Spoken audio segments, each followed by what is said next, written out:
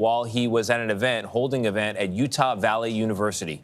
Thousands in attendance. Now, as far as we know, the person who shot him is still at large, but we are hoping to learn more right now. It is about 7:14 a.m. in Utah, very early for a press conference. This could be substantial, so let's listen in.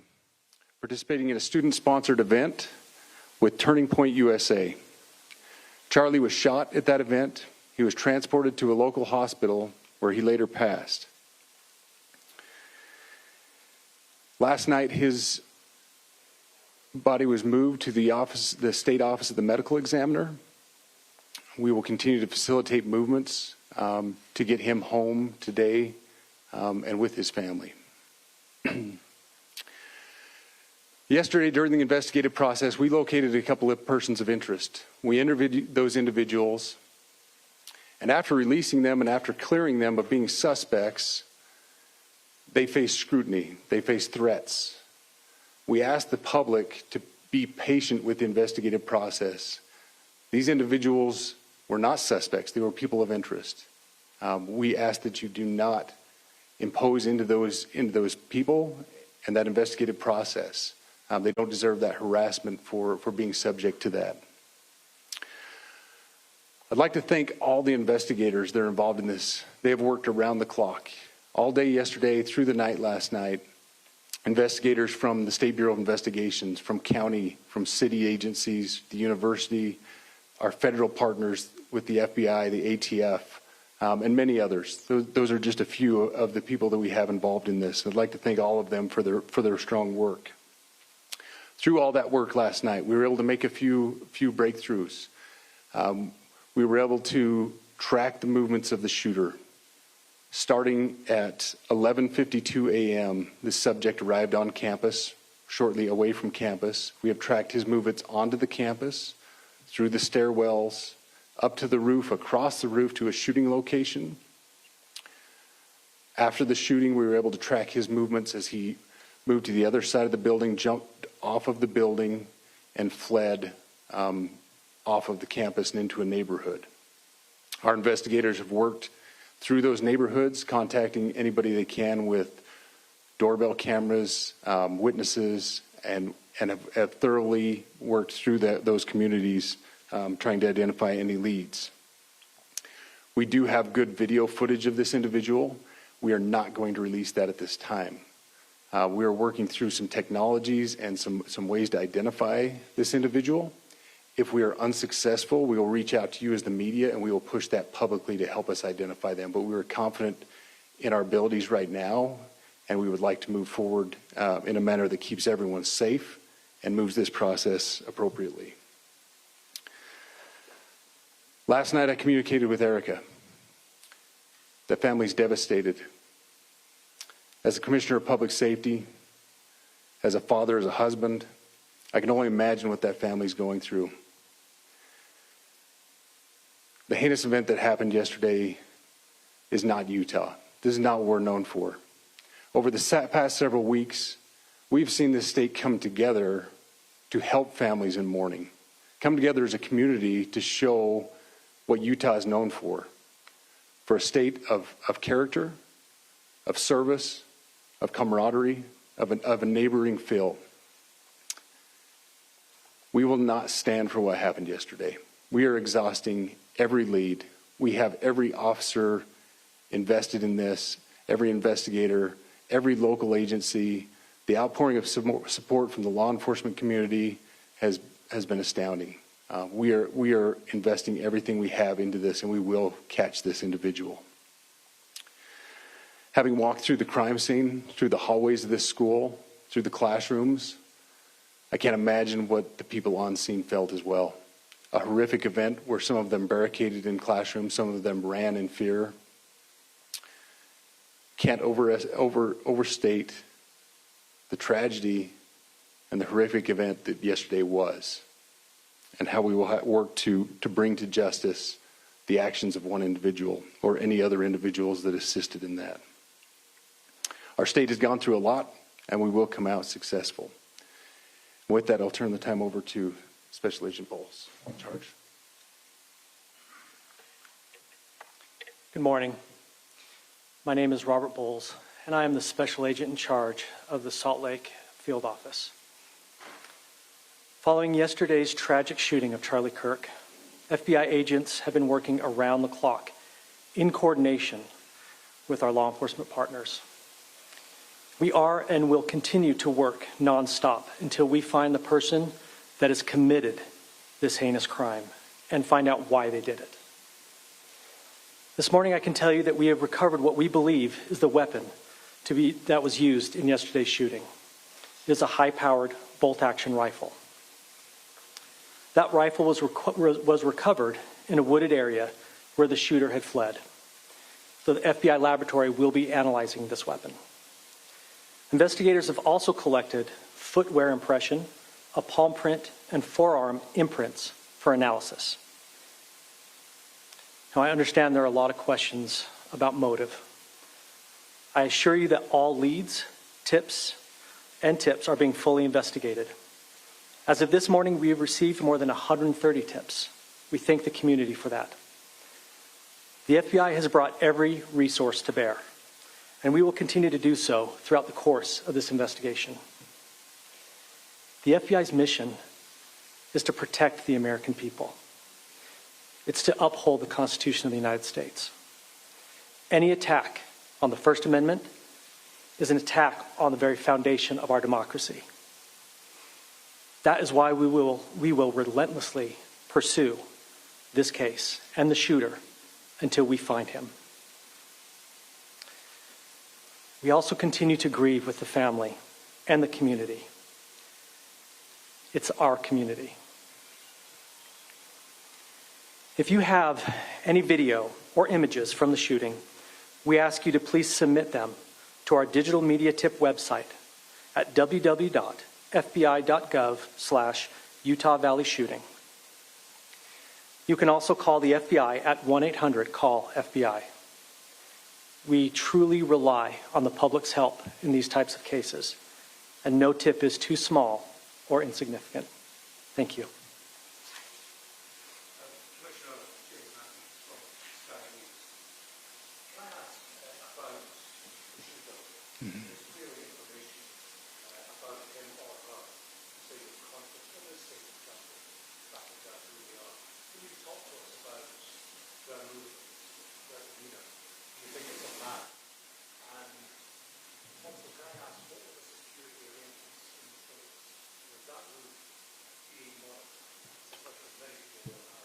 Absolutely.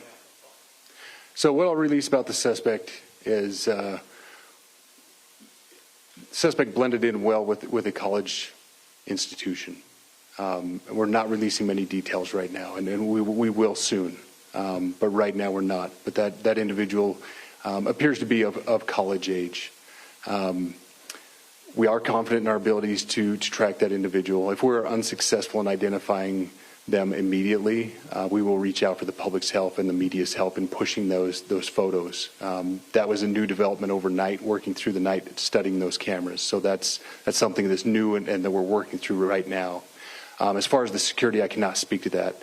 Neither the Department of Public Safety nor the Federal Bureau of Investigation was involved in the planning or security of this event, and that'll have to be a question later for other agencies.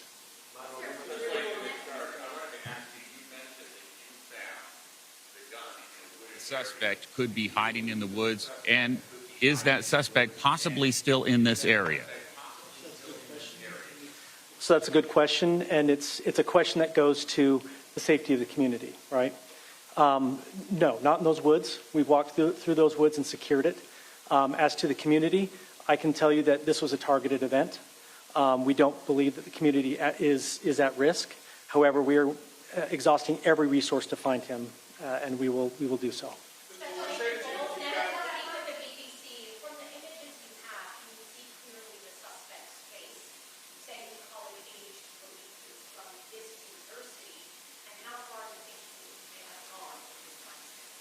So I can't comment specifically on his face or any details such as that, as it's continuing to be a part of the investigation, and again, we'll release that shortly.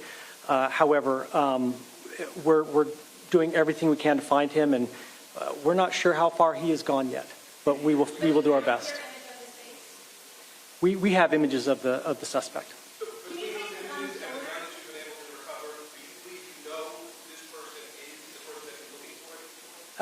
Again, as part of the investigation, we're not releasing any details such as that right now. We are exhausting all of our resources to be able to collect those, but that's, again, part of the investigation. Excuse me? We are working on that, but again, part of the investigation that I can't release.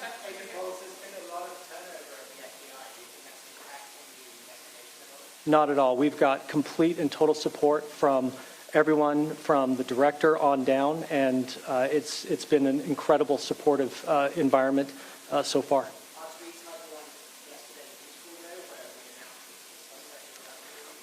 All I can say is that we're working the investigation the best we have with the environment we're given. So thank you.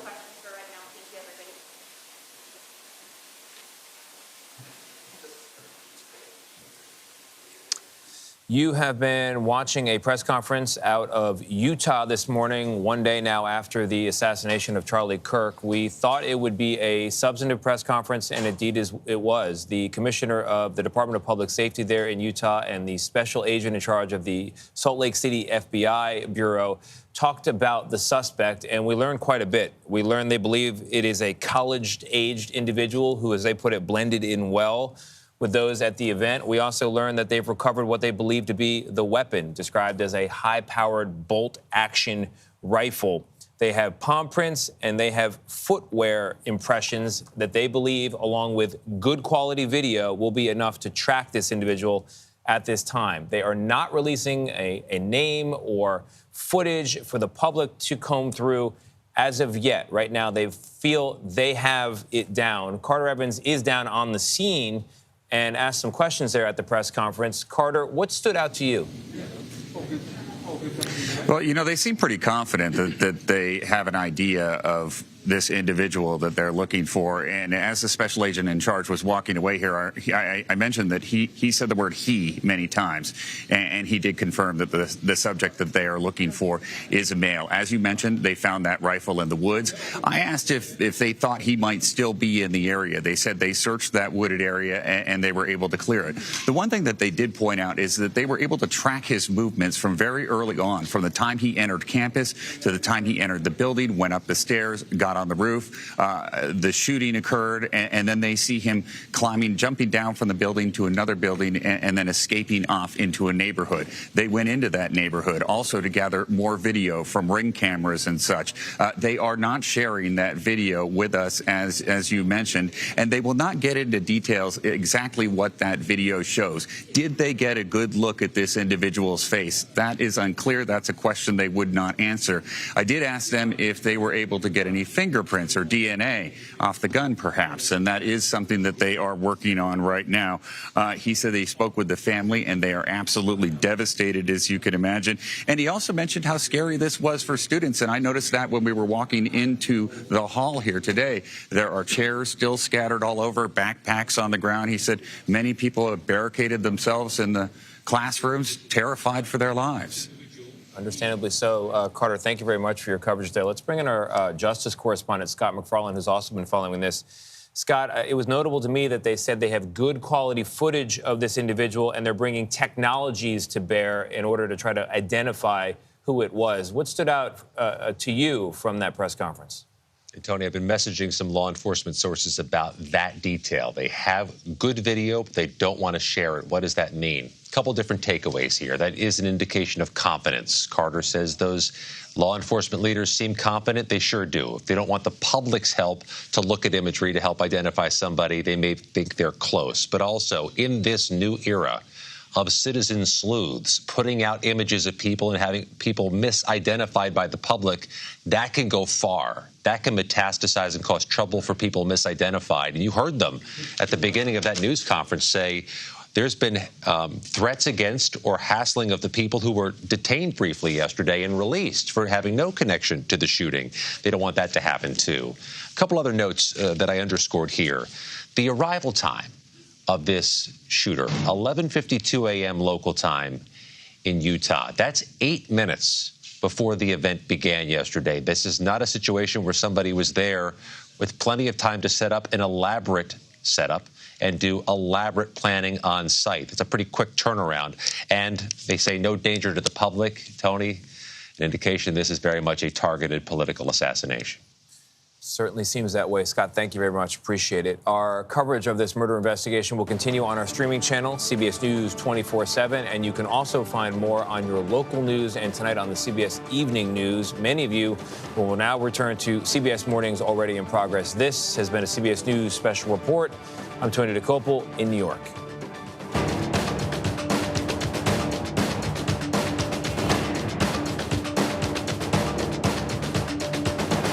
Tony, thank you very much. I'm Errol Barnett at the CBS News Broadcast Center here in New York City as we continue to cover the investigation into the assassination of conservative activist Charlie Kirk in Utah yesterday. Anna Schechter is here with me in studio. She's the senior coordinating producer for the CBS News Crime and Public Safety Unit. And Anna, you and I were sitting together listening to this press conference out of Utah from the special agent in charge and other lead investigators. What jumped out at you most? We'll get into some of the specifics in a moment, but the fact that they do have video that they're not yet releasing to the public tells us they've made some headway, but not all headway yet. They describe the video as good video, so it suggests a level of confidence, but we have no indication of an exact identification.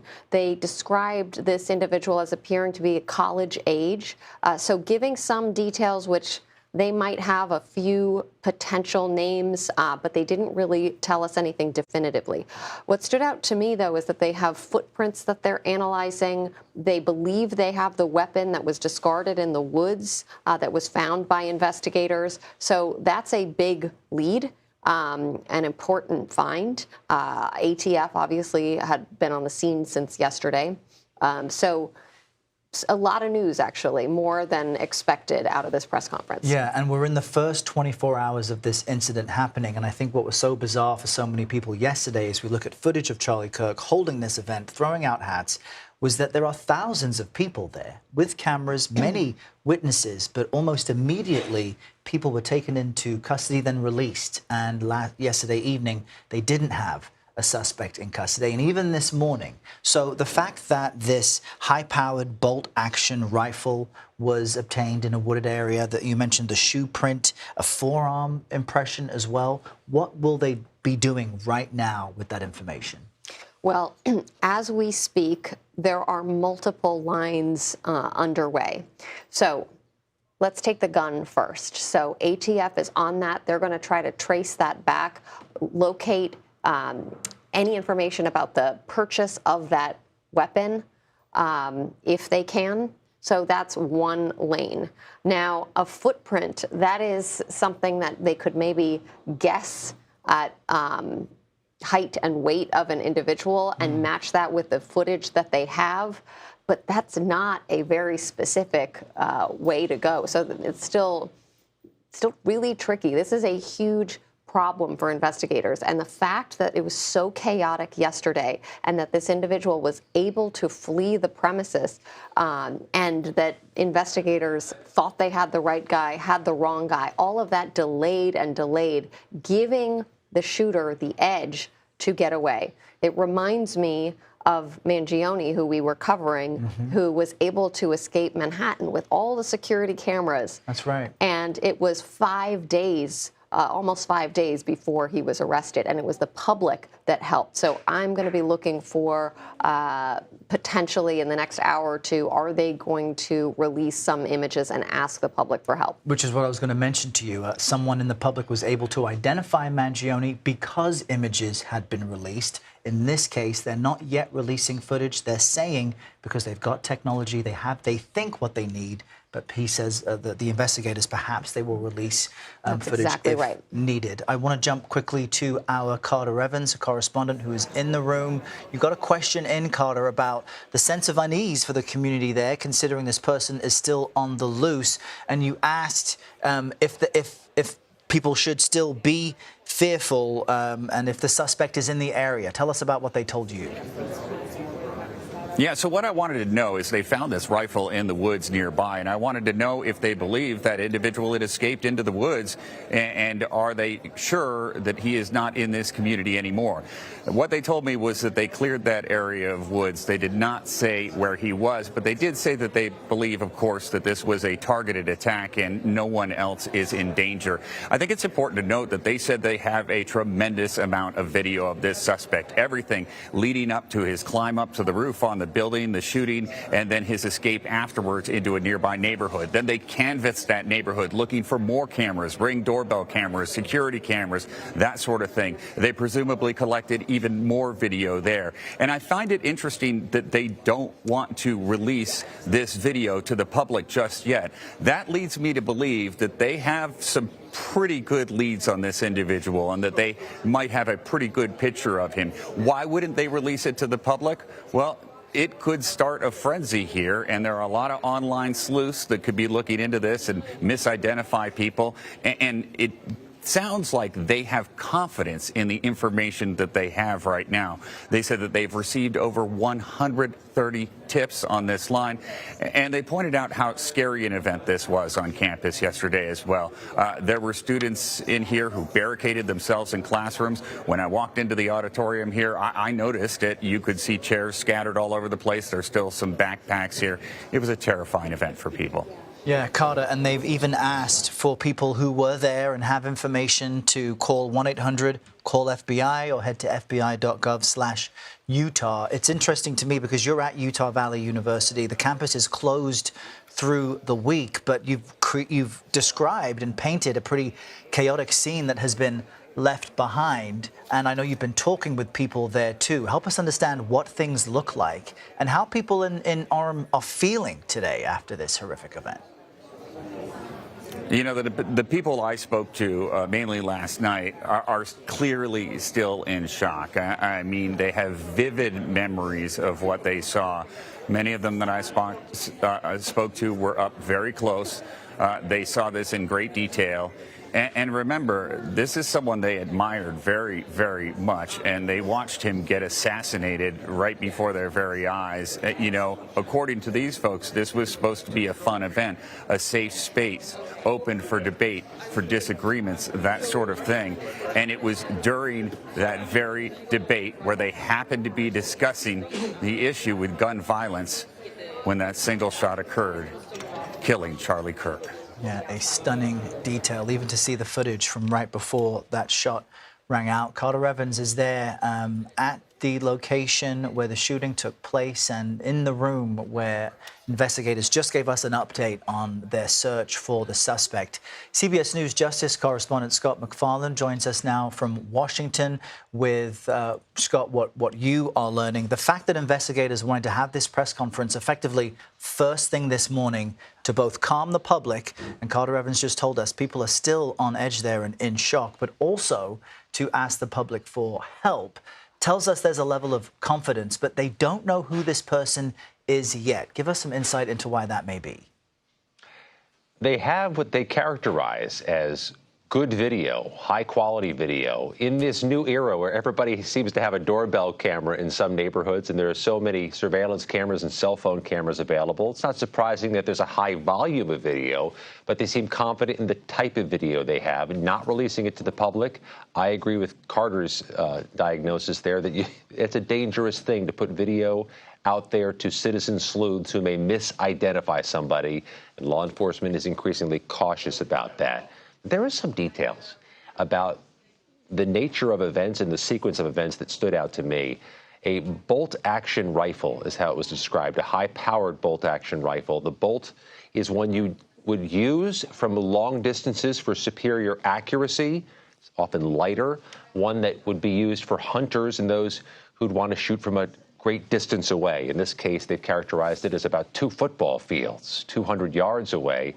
But they didn't have much time between the arrival of this shooter and the beginning of the event. They said 11:52 a.m. Mountain Time was the arrival of the shooter on campus. The event began on campus at roughly 12 p.m., so just 8 minutes there. I also think it's important to note that they were asked about what they could release on the appearance of this shooter, and they made clear the shooter was able to blend in with college students, the way he carried himself, the way he was either dressed or moved about the campus indicated that he would not stand out on a college campus. And I think it's always important to emphasize here that they were repeatedly saying he and him, at least limiting the number of people who could possibly be associated with this shooting. And Scott, I want to walk through some of the details the investigators provided at the top, because what you've just mentioned, the arrival of this suspect on campus at 11:52 a.m. local time, 8 minutes before this event begins, seems to suggest a high level of planning and specific intent here. They said the suspect arrived on campus about 8 minutes before the event, moved up a stairwell, across a rooftop, seemed to blend in well with the college institution, as you've mentioned. And then after the shooting, and witnesses say they heard one single shot. Afterward, the suspect then jumped off the building and fled through a neighborhood where he eluded authorities and is on loose until now. What does that tell you about what it would take? And of course, the rifle that we've mentioned was used. What it would take for anyone to accomplish something like this seems to suggest a high level of planning, coordination, and effort, at the very least. This is certainly indicative of planning. Having the timing, having the particular firearm for that particular mission, and somebody who ditched the firearm in the woods during an escape, potentially a planned escape. But I think it's important to underscore this was not an invite-only event. This was a publicized event where the location and the time were known to anybody interested days earlier. There's a number of political events where you have to RSVP and give us your information before we tell you where it is. Those events happen frequently here in Washington, D.C., so they don't have public safety threats at the event. This was different. I mean, Charlie Kirk was advertising the location and the time to draw a crowd of 3,000 to a college campus on a Wednesday afternoon. So there was a capacity and an opportunity for a shooter to plot and plan. And just a quick programming note for our viewers. President Trump, as you should all be aware, is at the Pentagon at this moment, taking part in memorial services for the 24th anniversary of 9/11. You see him there seated next to First Lady Melania Trump. He is scheduled to give remarks within the next few minutes. Currently, we're hearing from the chairman of the Joint Chiefs of Staff, and the Secretary of Defense is also expected to speak. As soon as we hear from President Trump, we will bring that to our viewers live. And Scott, Charlie Kirk was instrumental, according to President Trump, in getting him elected, mobilizing young conservatives to head out to the polls and to get him into office. What is the fear that if investigators released too vague of an image of the suspect, that things could get worse, that perhaps it would foment political suspicion and violence in the country if they don't get this right? The investigators spoke to that right off the bat, Errol, at the news conference just now in Utah. They said that the two people who were briefly detained yesterday as persons of interest, people who ended up having no connection to the shooting, have been harassed and threatened in the hours since in this online ecosphere where people are typing and clicking first and maybe thinking second. It can be a hellstorm put on somebody who's misidentified or unfairly associated with a crime. So if they're being judicious with that, I got to tell you, it really does potentially speak to how important an issue it is that they're not putting video out to the public when seemingly that would only help an investigation to get better tips, to get better intel, to speed up the search. That they're holding back on that is an indication of the moment we're living in.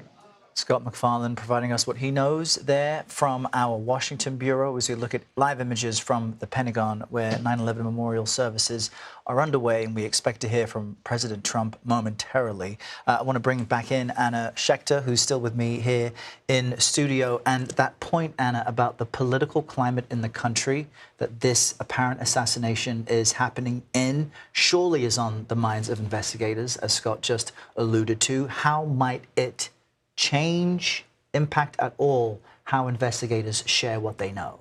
Well, it's a good question. In fact, last evening at the initial presser, the Utah governor called it immediately. This was a political assassination. Now, that was before they had gathered the information that we now have.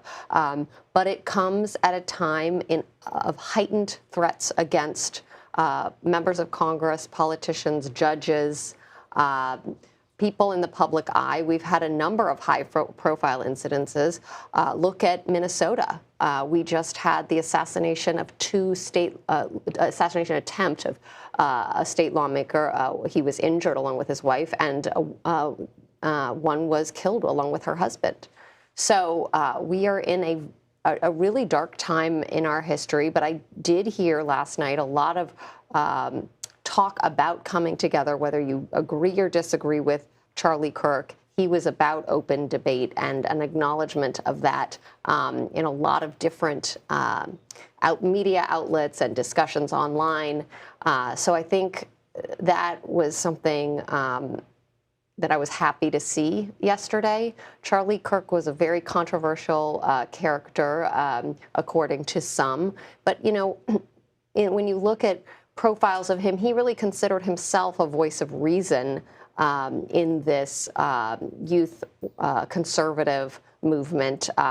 He liked to think of himself as actually stamping out some of them darker conspiracy theories. You do see clips circulating online of him talking about the Epstein files, sometimes entertaining some conspiracy theories, but he thought of himself that way, which is interesting, and he would dare people to come and debate him. When I look at the video and analyze it, he was so relaxed, so comfortable. Really, there didn't seem to be any sense of an imminent threat at all. So yes, he had his security team, but yes, they also chose a very vulnerable position to be sitting low down with lots of buildings and elevated positions, not covered by law enforcement, not covered by security. That location was extremely difficult to secure. It also proved to be a very easy place from which to flee. The fact that this individual who is seen on some of this footage running away on the roof, it appears to be the shooter, it just goes to show how these outdoor venues are so difficult to secure. The fact that this happened on a college campus is also part of the calculation here. We're in a moment in the country where college campuses are being highly criticized for not protecting their students enough, either because of rhetoric, dialogue, insults, or their own physical safety. How might that play into the mood of the community and how the investigation proceeds, the role, the responsibility that the university has to keep everyone on campus safe? It's a great question, and this is something that big institutions have been grappling with. I mean, we just had an assassination of two embassy workers in D.C. get shot as they were leaving an event. It was actually an event to promote peace in the Middle East, and these were two staffers at the Israeli embassy in Washington, D.C. So as we're talking, we can just think about multiple acts of political violence. We also had an attack on a marching group in Colorado just a few months ago. They were marching to raise awareness about the hostages taken from Israel. So we've had half a dozen, as I'm sitting here thinking about it with you, just in the last few months. And then this one really stands out to me because for young people politically engaged, he was so well known, so popular, or even just garnered a lot of response, like love him or hate him or disagree with what he said, because he did say controversial things, but he invited that debate and people did engage with him and engage with him online. So to me, it feels like a huge moment in our country. And obviously the White House thinks so too. President Trump came out with a statement last night. It does feel like a seismic shift is underway right now. Yeah, very good points there. As we're speaking, Anna, we're looking at Defense Secretary Pete Hegseth at the Pentagon give his remarks on what is the 24th anniversary of the 9/11 attacks. We see President Trump seated next to the First Lady. As soon as the president jumps up to speak, we will bring that to you all to hear what he has to say today. Let's jump back to CBS News Justice correspondent Scott MacFarlane in Washington, because, Scott, you too have covered so many horrific shooting events in the country that have some type of political linkage. Zoom out for us on the bigger picture for people who may not know who Charlie Kirk is, people around the world watching this wondering what is happening in the United States. What is the state of political violence right now in 2025? The people in charge of securing our elected leaders have been trying to raise a red flag and sound a siren over the last few years, and they're hoping somebody's listening, because the number of threat investigations involving elected officials isn't just increasing, it's increasing by orders of magnitude. Literally 3 times as many investigations of threats against elected lawmakers in Washington now than there were 7 or 8 years ago. Literally triple. So the volume of threats is increasing, the perniciousness of the threats is increasing. So many of them are so easy to make now through social media and through phone devices that it's almost difficult to conceive of how you chase down every single one of them. If there are several hundred a month, how do you get thoroughly through each one of them? That's the baseline concern. But there's also a growing concern here about the metastasizing nature of these threats and these attacks. And there's a symmetry in the imagery of what we saw in Utah yesterday and what we saw last July in Pennsylvania, in Butler. You see the sunny day, the bright day, the sea of red caps and politically interested people, and a person on a stage shot at. And that imagery, I think there's a fear, could spread. It could go further and wider. And security is a primary concern for public officials. We do know that Charlie Kirk had his own private security there on the ground. The university police had said they had been coordinating for some time, and Charlie Kirk was making a nationwide tour of college campuses with his security team. He was to go to Utah State later this month, Virginia Tech later this year. These are grand events with big crowds, but clearly, Errol, with some vulnerability. And Scott, I'm reminded that you were there in Butler, Pennsylvania. President Trump changed the formatting of his outdoor events while campaigning in the wake of that assassination attempt. I'm wondering, as you talk about the symmetry from your perspective between the two, what your advice and guidance might be to Turning Point USA on these upcoming events, or if you watched that footage yesterday with some sense of shock and a reminder of what you saw happen in Butler. In both cases, you have roofs involved, too. Shooter on a roof at an outdoor event. You know, there was a concern during the investigation of Butler from people who said that site was way too vulnerable for the event they'd had there in Pennsylvania and the security regimen they did. There is also this consensus in Washington that's growing that maybe town hall events are physically risky and maybe dissuade people from having more events with their constituents because they're difficult to secure and impossible to secure 100%. There are going to be investigations here into any vulnerabilities that may have been missed. But I want to say this on behalf of those I see in the video. These are college kids. These are kids, and they have to live with what they saw. And there is a trauma to these types of events for the people who witness these types of events, and we all should be mindful of what happens to those 3,000 people who saw horror yesterday up close and personal. And Scott, as we stand by to hear remarks from President Trump, which we understand are just a few moments away, I'm wondering, have we turned a point in America where outdoor, politically related events may become a thing of the past, even with coverage and security and planning? And the rallies are one thing. You know, outdoor rallies are a choice often for optics, often for accessibility, and because they do help draw people further and wider if they know they can just stop by a rally, take a seat, and participate in democracy. I think there's a more fundamental perniciousness to this, though. Does it dissuade from elected leaders or public figures from just going out to meet and greet with people on the street, in the neighborhood, at the farmer's market, at the ball game, at the town square, if they believe they're uniquely vulnerable in the outdoors right now?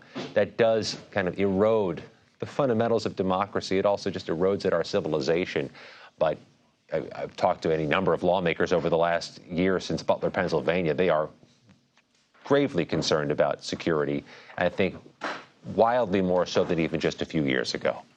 It's why it's called a stump speech. Way back in the day, hopeful politicians would get up on a tree stump so they could speak to the people around and draw people in and convince them through their argument and their words that they had the best policy and vision moving forward. We hope that it remains as an aspect of American democracy. Scott McFarlane, thank you so much. We see President Trump now approaching the podium at the Pentagon. Let's listen.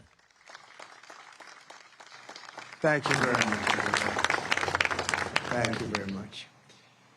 Before we begin, let me express the horror and grief so many Americans at the heinous assassination of Charlie Kirk have felt. Charlie